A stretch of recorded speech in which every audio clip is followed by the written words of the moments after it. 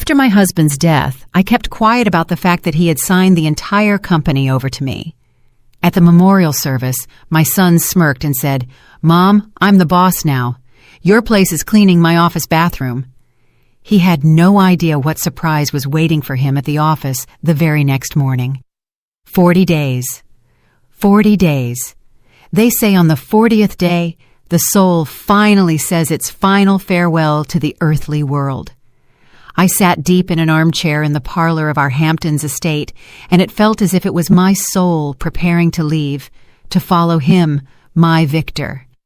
The house was packed with people, soft voices, the muted clink of glassware, the barely noticeable scent of expensive perfume mixed with the heavy, sweet fragrance of the lilies I'd arranged for the service. Everything was done correctly, properly, just as it should be for the remembrance of a man of Victor Holloway's stature, the founder of the Sterling Reserve. From the outside, it might have looked like I, his widow, was the center of this sorrowful ritual. But I wasn't the center. I was behind glass, observing the events as if watching a silent scene in a play. Everyone who approached me offered the same words. "Maya, stay strong. Victor was a great man. What a loss." I nodded, thanked them, and even managed to force out something that resembled a smile. But their eyes looked right through me. They saw only the shadow of their partner, their boss, their friend, a beautiful, well-kept accessory to Victor's genius. They saw the woman who, for 40 years, had orchestrated perfect dinner parties, selected the right linens, and made sure every guest's glass was promptly refilled. None of them had any idea that it was during those very dinners, beneath the clinking of glasses and the quiet crackle of the fireplace, that the most critical deals were finalized. That it was me, simply Maya, who spent hours on the phone with Belgian chocolatiers and French curers, not discussing contracts, but their children, their gardens, their joys, and their sorrows. Victor called it the social glue. He used to say, "Maya, I build the walls, but you fill the house with life. Without you, it's just a stone box." Now the box felt empty. In my lap rested a slim folder of embossed leather. I hadn't let it out of my sight since the day the notary, an old family friend, handed it to me. "This is Victor's final wish," he'd said. "He asked that I give this to you personally, and only after the official will has been read to the others." The official will was predictable. The estate, the city penthouse, the investment accounts. Everything was split between my son and me. The company, however, was not mentioned in the official papers. Everything was right here, in this folder. I knew what was inside. I had scanned the lines in the notary's office and hadn't opened it again. I couldn't. It felt too much like a betrayal, reading about a future without him, when my own heart felt like it had stopped. 100% of the shares of the Sterling Reserve passed to my sole ownership. His final gift. His final trust. I mindlessly ran my fingers over the folder's smooth surface. It was the only thing that felt real in this buzzing, blurry haze of unfamiliar faces and empty words. Poor Maya. How will she manage on her own now? I overheard two women whispering by the fireplace. Victor managed everything. She was just his wife. I wasn't offended. They were merely voicing what everyone thought, what apparently even my own son Grant thought. I found him with my eyes. He wasn't grieving. He was animated. He stood at the center of a group of men in expensive suits, our top executives, explaining something to them with fervor, gesturing energetically. A corporate, confident smile played on his face. He was already trying on his father's chair for size. In his movements, the way he adjusted his tie, the way he condescendingly patted our chief financial officer, Arthur Vance, on the shoulder, there was the impatient anticipation of tomorrow, the day he would become the full and undisputed owner. My heart tightened with a new, distinct pain, not from sorrow, but from something cold and sharp. Victor adored his son, but he was never blind. "He has much of my drive, Maya," he'd told me one evening in his study, "but little of your soul. He sees numbers, not people. I fear one day it will destroy him." Grant noticed my gaze. Saying goodbye to his audience, he headed toward me. Arthur Vance, our longtime family friend, followed him like a faithful aide. "Mom." Grant stopped in front of me, blocking the light from the tall floor lamp. His voice, usually so much like Victor's, sounded different now. It had a metallic edge I'd never heard before. "We need to talk." He didn't wait for a response and led me toward the buffet table, laden with the exquisite appetizers I had personally selected that morning. Imported caviar, delicate pâtés, rare cheeses, everything that made up the pride of our company, the work of his father's life. "I've been thinking," he began, taking a canapé topped with black caviar from a tray. He didn't even look at the food. He just popped it into his mouth as something entirely expected. "Starting tomorrow, I officially take over. So Dad's office is mine now. You'll need to clear out his personal effects, and yours, too. From the estate, I mean. I plan to redecorate and host corporate receptions here. For business, you understand. You won't be comfortable here anymore. You'll move into the city penthouse. It's smaller, but it will be enough for just you." He said this so casually, so simply, as if discussing rearranging furniture, as if he wasn't evicting me from the home where I had lived for 40 years, where every corner held the memory of his father. I remained silent. A strange numbness grew in my chest. Grant smirked, noticing my silence. He seemed to mistake it for compliance, the confusion of a weak woman who needed to be put in her place. "And another thing," he added, wiping his fingers on a napkin. "You'll have a pension, don't worry. But sitting idle is bad for you at your age. You need to stay, engaged." "Your place now." He looked me up and down with an appraising gaze, and a flash of open disdain crossed his eyes. "Well, you can start by tidying up my office bathroom." He uttered those last words quietly, almost intimately, leaning into me. They held such venom, such a desire to humiliate, that the air around me seemed to freeze. In that instant, something broke, or perhaps something new was forged. The heavy, suffocating lump of grief in my chest didn't vanish, but it was suddenly covered in a thin crust of ice. The clinking of glasses, the voices, the music, all the sounds instantly faded, as if someone had pulled an invisible switch. I stopped smelling the lilies and the expensive cigars. The whole world narrowed down to 2 points: my son's self-satisfied face and the smooth, cool surface of the folder with the will on my lap. I realized with deafening clarity he hadn't just insulted me. On the day of his father's memorial, in the home his father built, he had trampled on Victor's memory. He hadn't just humiliated his mother. He had humiliated 40 years of life, 40 years of partnership, 40 years of love upon which this entire empire was built. Instead of blood, icy water seemed to flow through my veins. Calm, transparent, carrying not fury, but absolute, ringing clarity. Standing before me was not my son. Standing before me was a stranger, someone who was about to destroy everything that Victor and I held dear. The internal shift was complete. The fight for the inheritance had not yet begun. The fight for honor had. I slowly turned and walked away from the buffet table. I didn't say a word to Grant, nor did I grant him a glance. The icy composure that filled me was stronger than any armor. I walked through the parlor, past the sympathetic faces and sorrowful whispers, ascended the stairs to our master suite, and closed the door behind me. The noise of the service remained somewhere in another life. My life, the one before this day, had ended 40 days ago. The one I'd had just an hour ago ended with my son's last word. I waited until the last car had pulled away from the house and everything downstairs had fallen silent. Only then did I leave the suite and descend to the first floor. The house smelled of stale candle wax, lilies, and betrayal. Without turning on the lights, I walked down the hall to Victor's study. This was the heart of the home, the core of his life. Heavy oak paneling, bookshelves reaching the ceiling, the massive desk where his half-empty cup of tea still sat. I sank into his oversized leather armchair.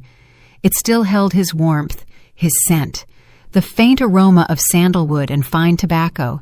How many nights had I sat just like this, in the chair opposite, listening as he shared his plans, his fears, his dreams. The Sterling Reserve was more than just a business. It was our mutual child, born out of a love for quality, out of respect for tradition. "Your place is cleaning my office bathroom." The phrase echoed in the hollow silence of the study. It didn't provoke tears. The tears had dried up. It only provoked a cold, detached curiosity.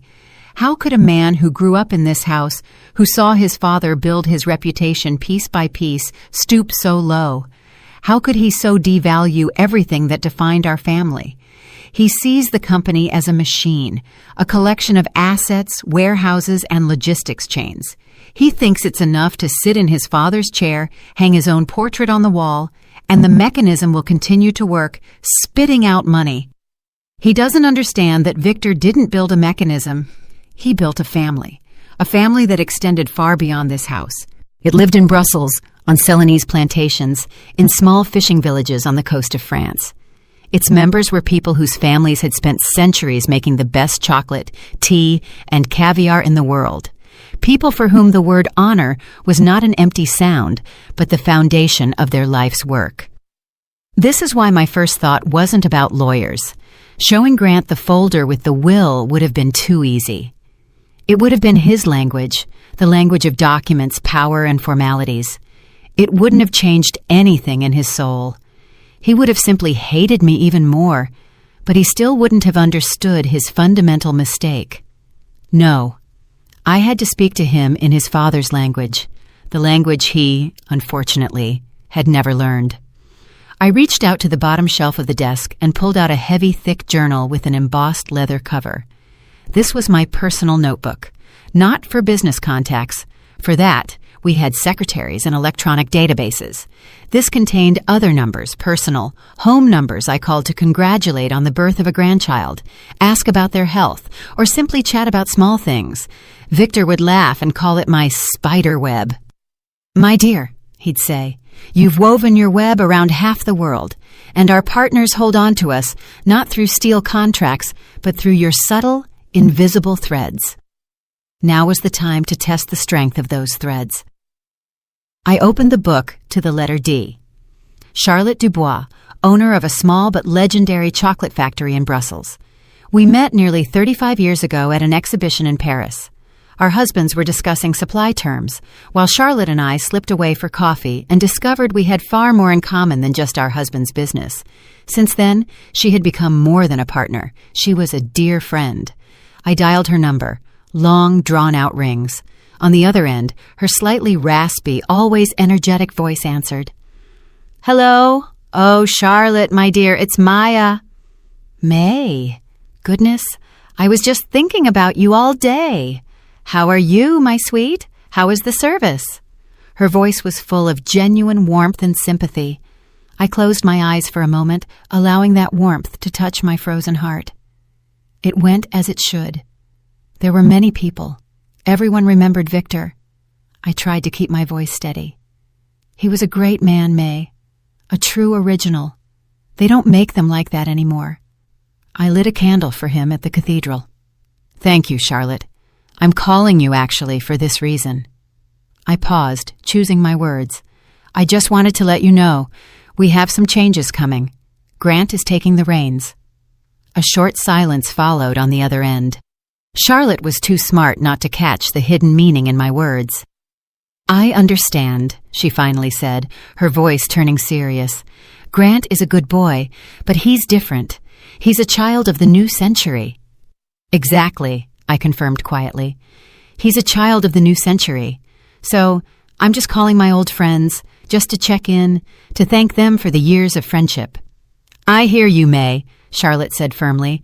"You can always count on me. Whatever happens, call me if you need anything, anytime." "Thank you, dear. That's all I needed to hear." We said our goodbyes. I hung up and sat motionless for a few minutes. The first thread held fast. It was stronger than steel. I turned the page. Sri Lanka. Mr. Sundaram, owner of the tea plantations that supplied us with the exclusive blend found only in our stores. His father had worked with Victor's father. I remembered Mr. Sundaram flying in for our 25th wedding anniversary and bringing a potted tea sapling as a gift. It still grew in our conservatory. I called him. He was, as always, exquisitely polite and respectful. I asked about his family, the new harvest, and then, as cautiously as I had with Charlotte, I mentioned the new leadership. He was silent for a long moment, then spoke with a gentle accent. "Madam Maya, our family has worked with your family for 2 generations. To us, the sterling reserve is Mr. Victor and you. Everything else is just words on paper. We remember kindness." The third call was to France, to Monsieur Laurent, whose small family-owned business supplied us with the finest island caviar in the world. He was an artist, a poet of his craft. He spoke about caviar the way others speak about music. Victor valued that obsession with quality in him. The conversation was brief. I said that changes were coming, and that for the new generation of businessmen, old friendships might no longer be valued. He replied simply, "Madam Holloway, there are things that are not for sale. Reputation is one of them. My reputation is tied to yours. I will not forget this." Hanging up after the third conversation, I felt the ice in my chest begin to melt, giving way to something new. It wasn't hope. It was certainty. My spider web was intact. For 40 years, I had woven it with threads of friendship, respect, and human warmth. And now, that spider web was transforming into a net that would very soon ensnare the one who fancied himself the hunter. I closed the notebook. The study was still dark and quiet, but now the silence wasn't oppressive. It was filled with power. I had made my first move, and I had made it not as an offended mother or a humiliated widow, but as the owner of the sterling reserve. My son didn't know it yet, but the war for the soul of his father's company had already begun, and I wasn't about to lose it. The coup. I sat in the study until dawn.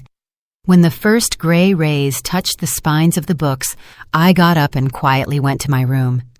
I didn't go to sleep. I just waited for the sound of footsteps on the stairs, the sound of the front door closing. That was the sound of the beginning of his new day, the day of his triumph. I didn't see it with my own eyes, but I know my son. I know Arthur.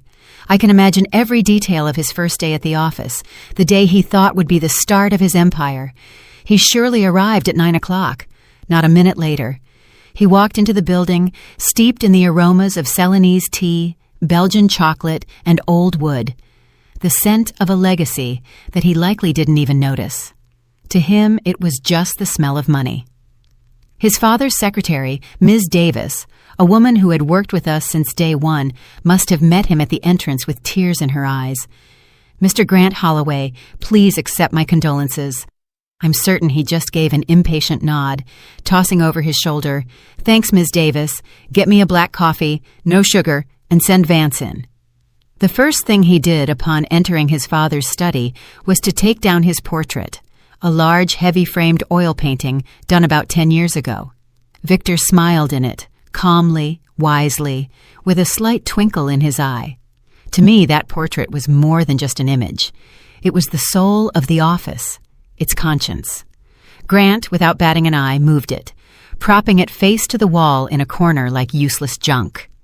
In its place, he hung his own glossy photograph in a thin metal frame, young, arrogant, with a predatory smile and a gaze fixed somewhere above people's heads, the look of a man who saw the world as an Excel spreadsheet.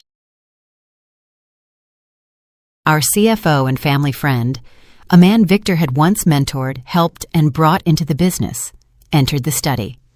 Arthur was always the epitome of obsequiousness. He hunched slightly, spoke in an ingratiating voice, and looked up at everyone, creating an impression of humility and loyalty. But I knew that behind that mask hid a cold, calculating mind. "Grant, Mr. Holloway." Arthur surely stopped at the threshold, feigning reverence. "Congratulations. You are in your rightful place. Victor would be proud." "Spare me, Arthur. I can practically hear my son's impatient, businesslike tone.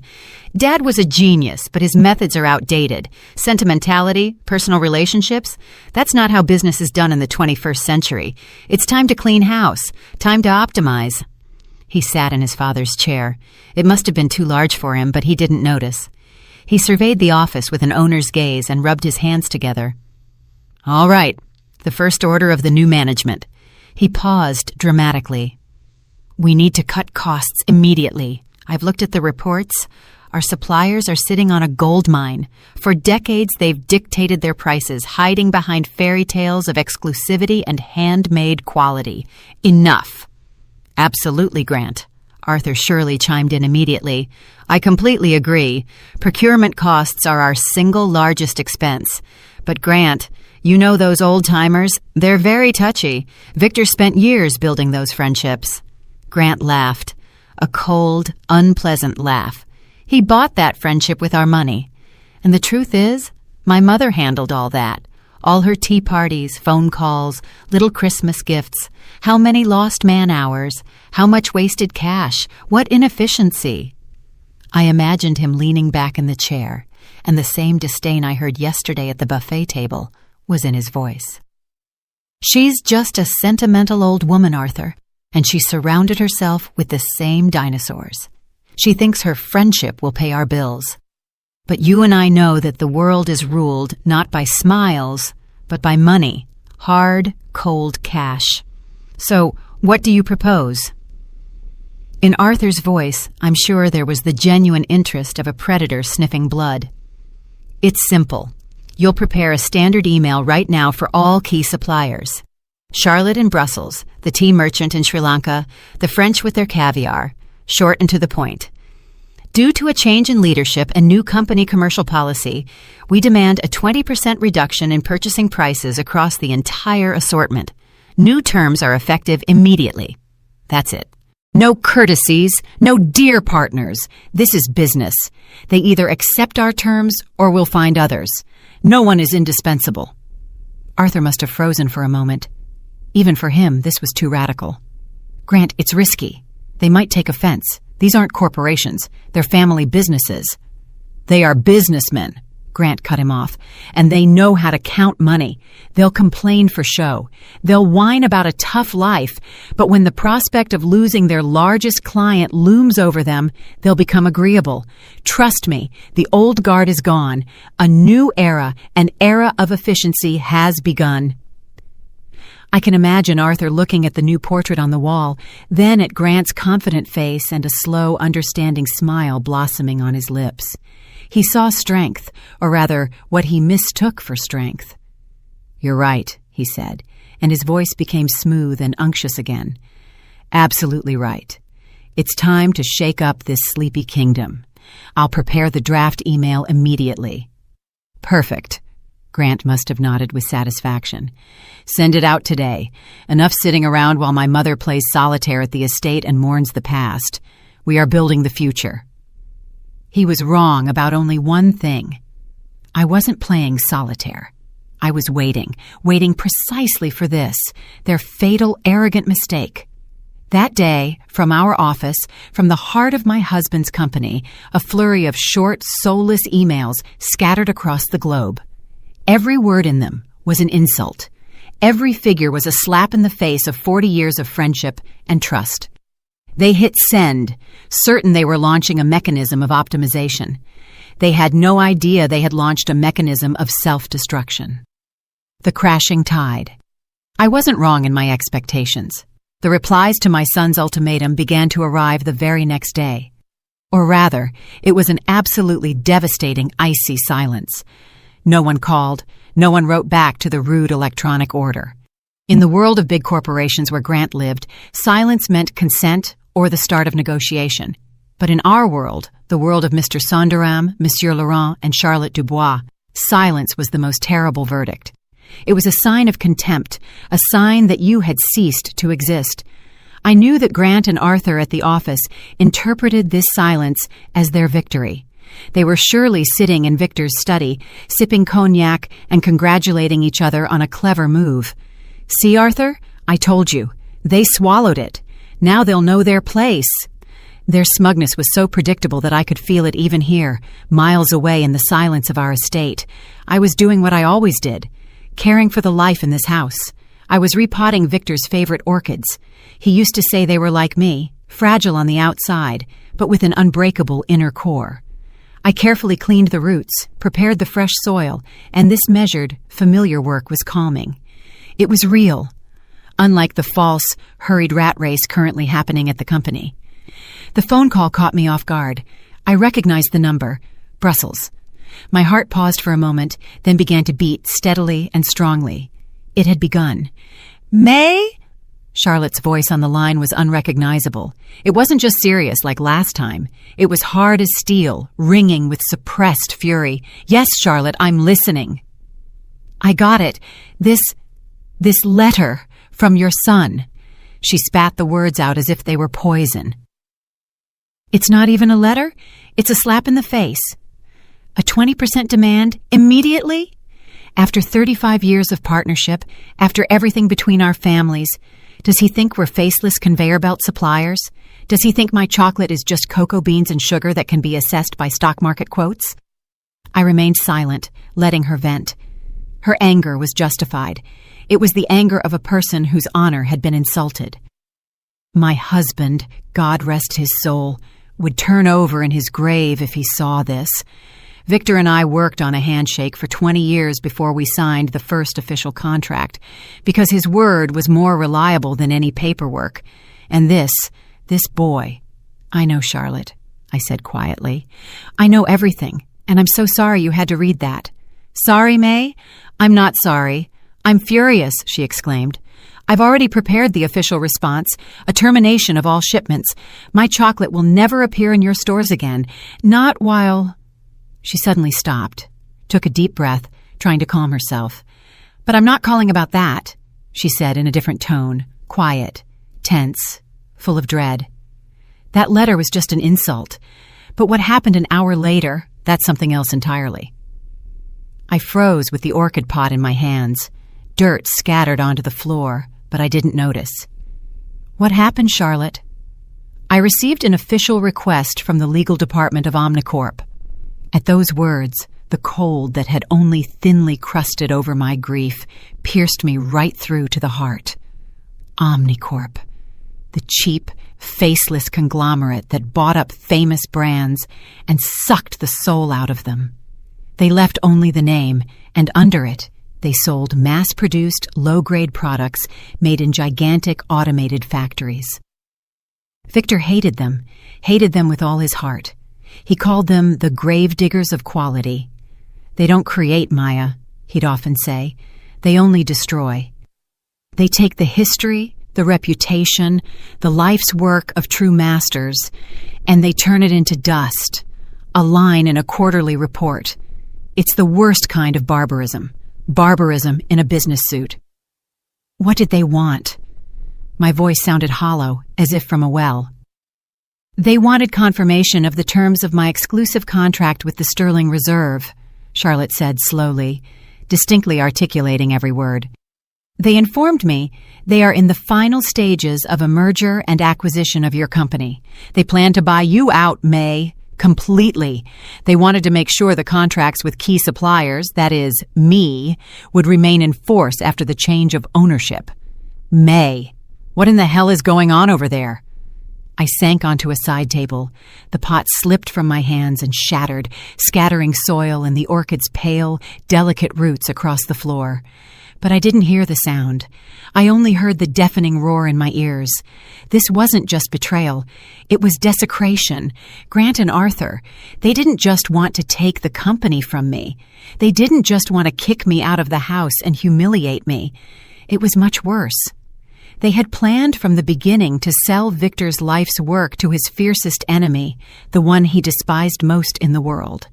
They were going to take his name, his reputation, his legacy, and hand it over to the grave diggers of quality. And now I understood everything. Their haste, their cruelty. The demand for a 20% discount wasn't just greed. It was pre-sale preparation. They wanted to show Omnicorp they could optimize costs and squeeze even more profit from the suppliers. They were boosting the company's investment appeal before slaughtering it like a hog at a fair. And Arthur Vance, the family friend, he was there the whole time. He looked me in the eye at the memorial, offered words of sympathy, and behind my back, he was cutting deals with the murderers of Victor's business. He manipulated my son, playing on his greed and vanity, to pull off this transaction and line his own pockets. My blood turned to ice. The pain from Grant's words at the memorial was nothing compared to this. That was a blow against me. This was a stab in Victor's back. The dead cannot defend themselves. They cannot uphold their honor. Then I must. The battle for the company was over before it began. Now this was a war for my husband's soul. And in this war, I had no right to lose. Charlotte, my dear.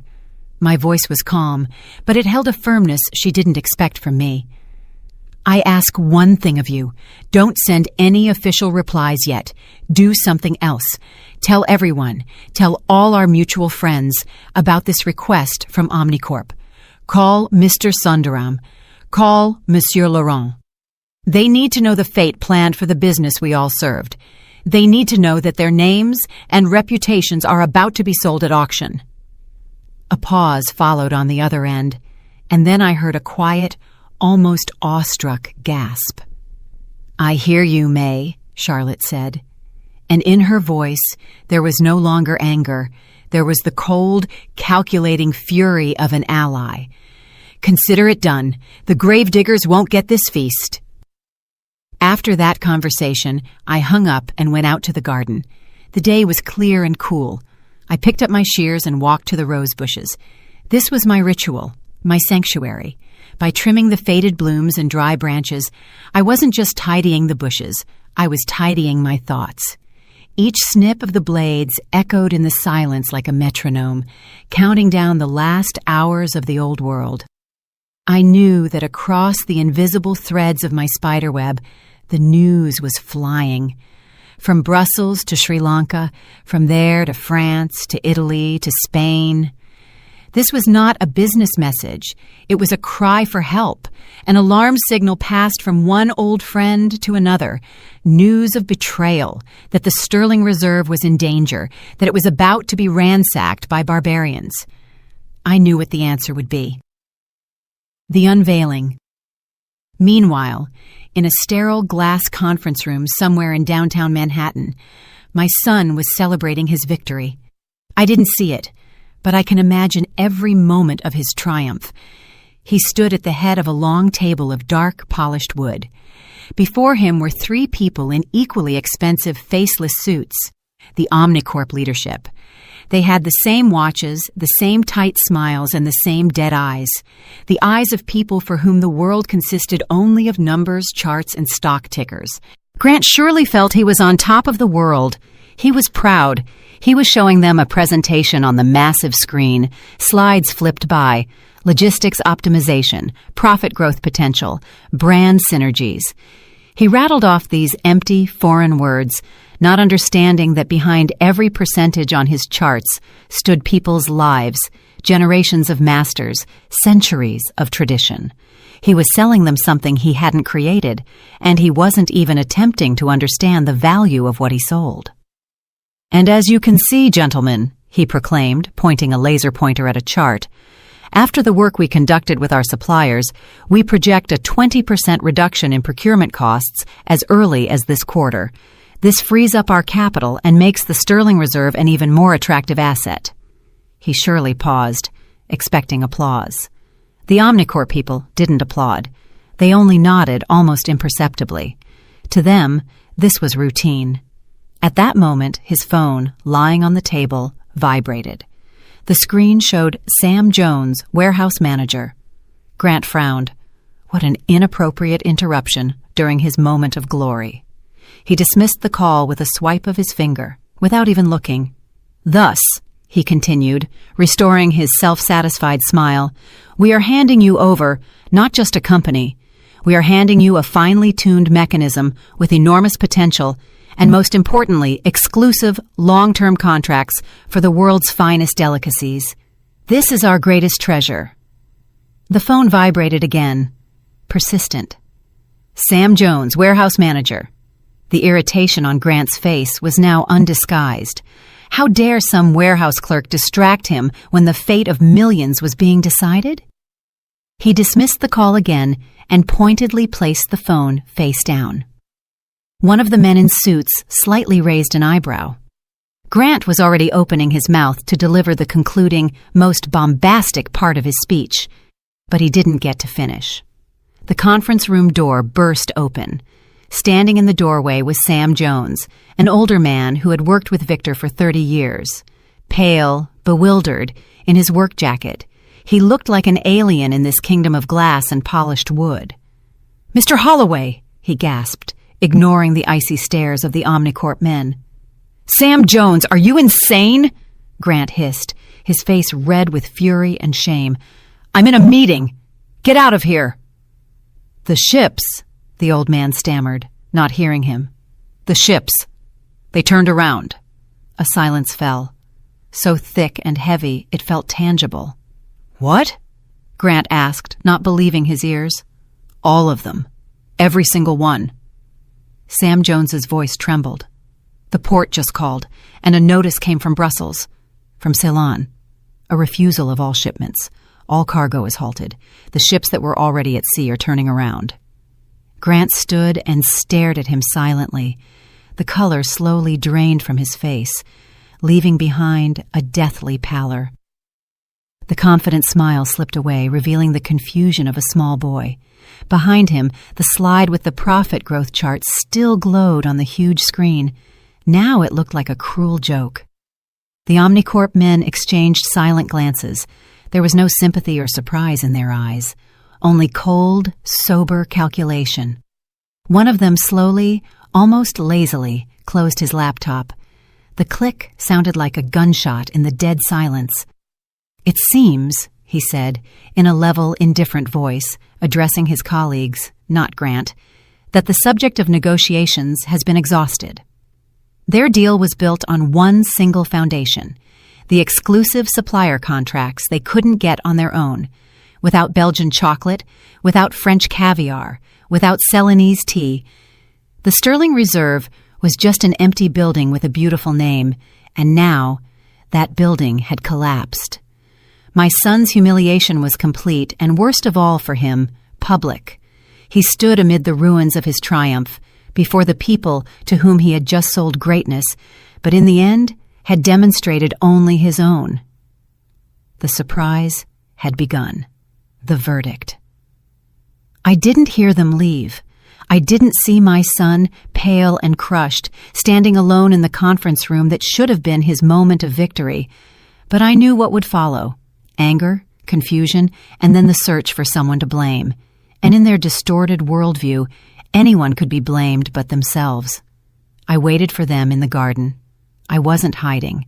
I was simply where I belonged, in my world, which I had created and nurtured for decades. The sun warmed my shoulders. The air was thick with the sweet, honeyed scent of the blooming roses. I held a small pair of gardening shears and methodically clipped the spent blossoms to give strength to the new ones. This work demanded attention and calm. It did not tolerate haste. I heard them long before I saw them. First, the furious squeal of tires at the estate gates, a sound utterly foreign to this place. Then the car doors slammed shut, so hard it sounded like they'd been kicked open. Gravel crunched under quick, heavy footsteps. They didn't enter the house. They burst into it. "Mom!" Grant's shout echoed through the first floor and spilled out onto the terrace. "Where are you?" I didn't answer. I carefully cut a deep burgundy, almost black rose, a black baccarat, and placed it in my woven basket. A moment later, they appeared on the path leading to the rose garden. They looked like two cornered animals. Grant was disheveled, his jacket unbuttoned, his tie pulled to the side. His face was distorted by a grimace of fury and despair. Arthur followed him, trying to maintain some composure, but his darting eyes and deathly pallor betrayed his panic.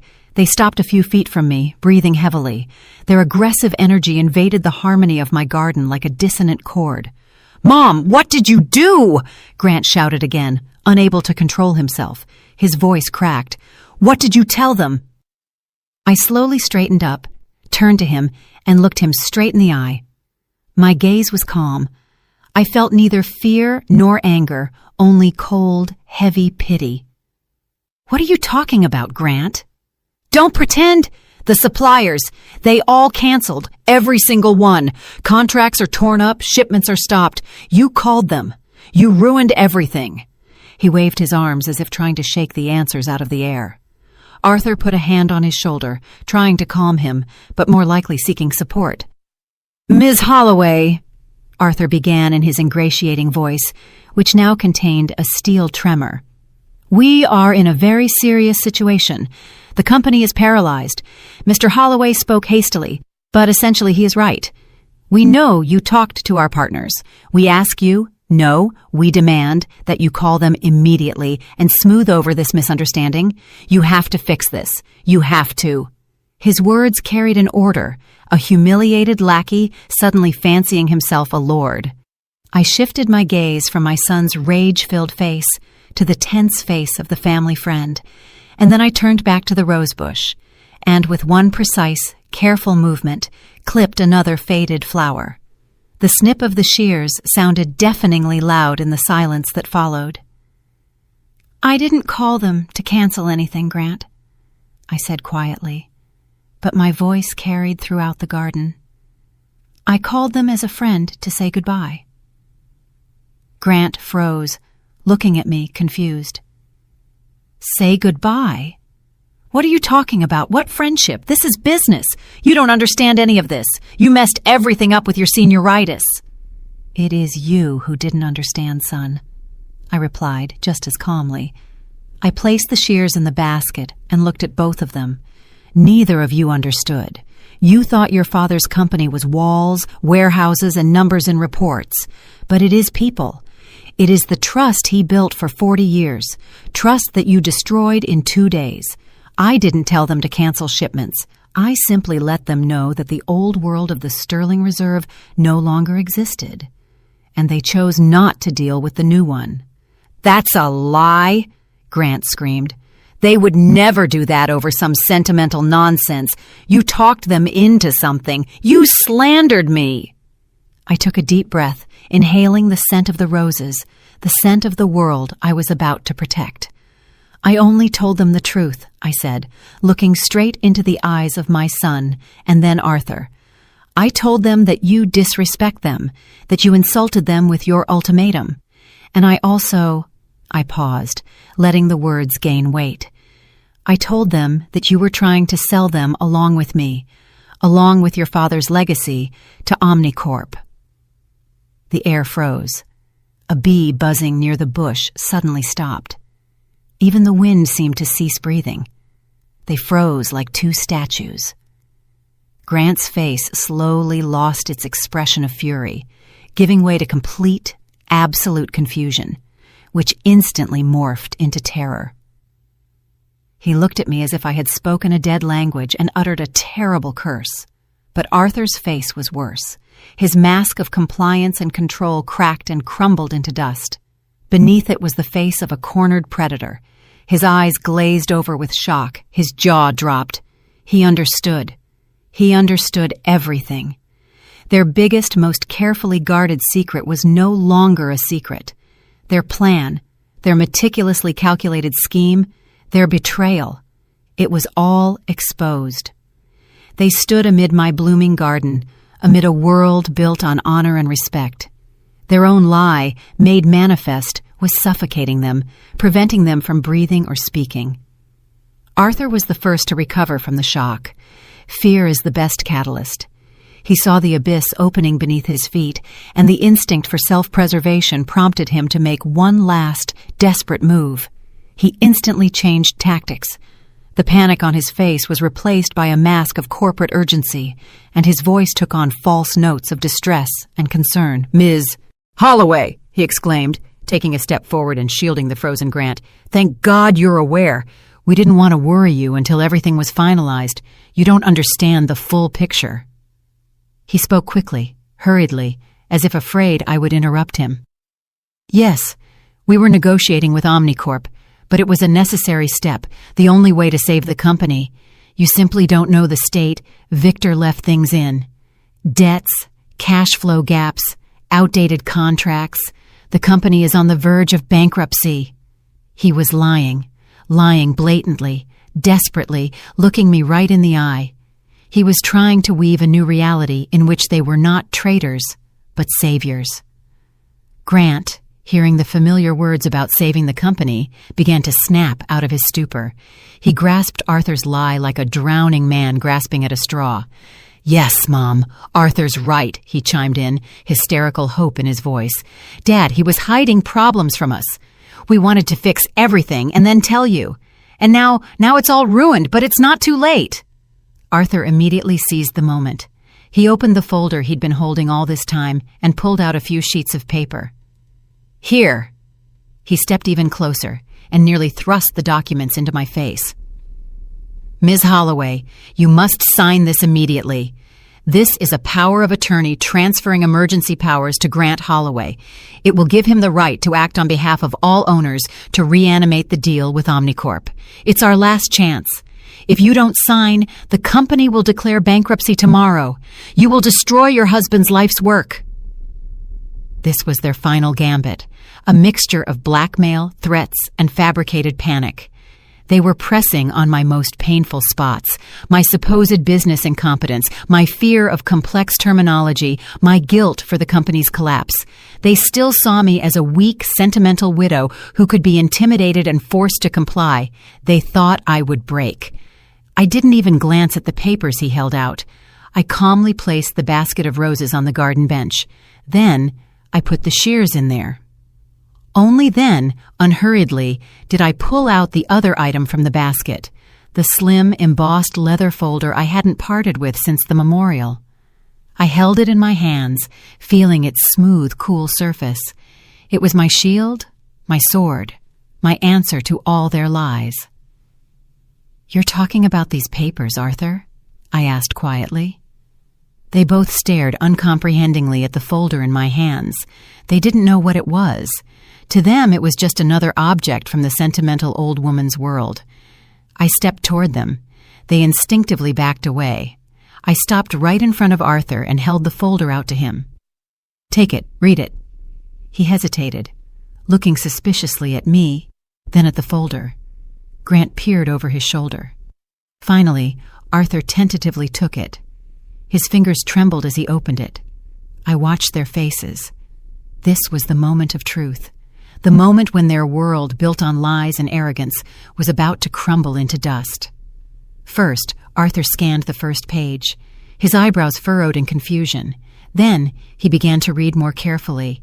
His eyes widened with every line. His breathing became shallow. The color completely drained from his face, leaving a sickly gray pallor. The folder would have slipped from his weakening hands if Grant hadn't caught it. "What is it?" he asked impatiently, and then his own gaze devoured the document. I saw the same thing on my son's face. The slow, terrifying realization, the shattering of all hope, a complete, crushing defeat. The folder contained only 2 pages. The last will and testament of Victor Holloway concerning his company. A short, clear, unambiguous text stating that 100% of the shares of the Sterling Reserve, Inc., upon his death, passed into the sole and full ownership of his wife, Maya Holloway. They were silent. The world had collapsed around them. They stood on its wreckage, speechless. I walked over and took the folder from Grant's slackened hands. Then I looked him straight in the eye. There was no longer anger or smugness in them, only emptiness. "My place is not cleaning your office bathroom, Grant," I said. My voice, calm and steady, rang out in the garden's silence like a judgment. "My place is at the head of the table, the very table where your father made his decisions, the very table where you and this man," I nodded toward the petrified Arthur, "planned to betray his memory." I paused, allowing them to fully grasp the meaning of my words. You are both fired as of this minute. You have 1 hour to collect your personal belongings from my office. I want you both off my property by evening. Get off my land." I turned and walked back toward the roses, not granting them a farewell glance. I didn't want to see their humiliation. Their defeat brought me no joy, only the bitter satisfaction of justice restored. Behind me, I heard a quiet, choked sound, a gasp, perhaps a sob. Then, hurried, scraping footsteps on the gravel. A car door slammed, then a second. The engine roared, and the squeal of tires on the gravel tore through the silence of my garden. And then, everything was quiet. They were gone forever. I stood alone amid the blooming roses. The air was clean and fresh again. I picked up the shattered orchid pot from the ground. The roots were intact. I knew it would survive. I would repot it, and it would bloom even more magnificently than before. The work wasn't over. It was just beginning. The legacy. The next morning, for the first time in many years, I arrived at the office not as a guest, but as the owner.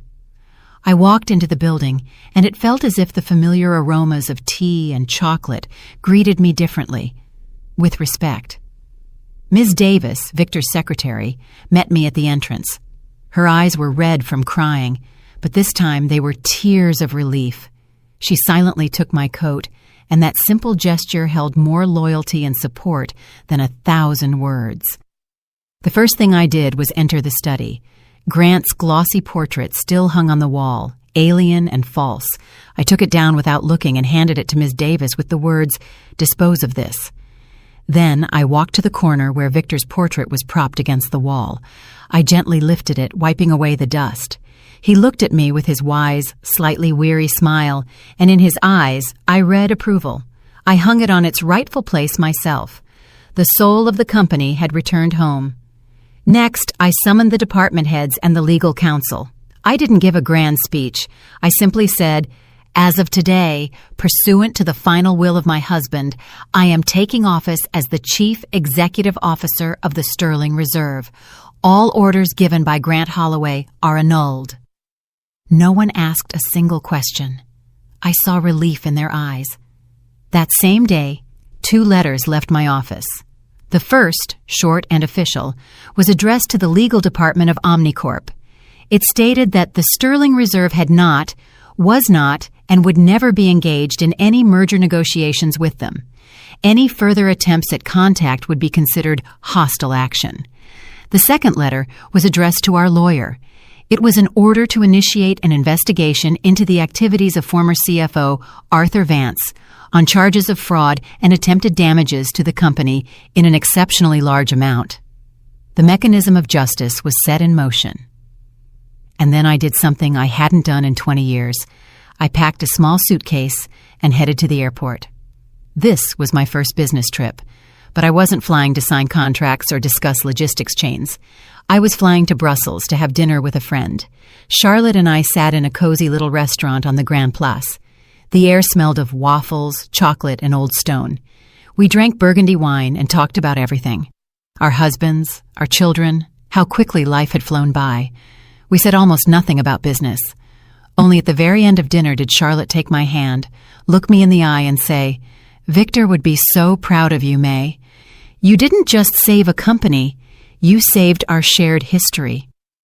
New bloom. Several months passed. Winter gave way to spring, and spring to summer. And one day, I was standing in our tasting room. It was my favorite place in the office, a bright room with a huge oak table covered in samples of our products. But today, it was particularly noisy and joyful. All my old friends were gathered around the table.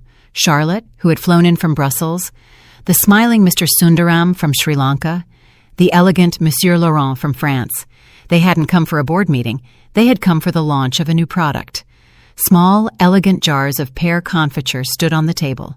This was my first personal recipe.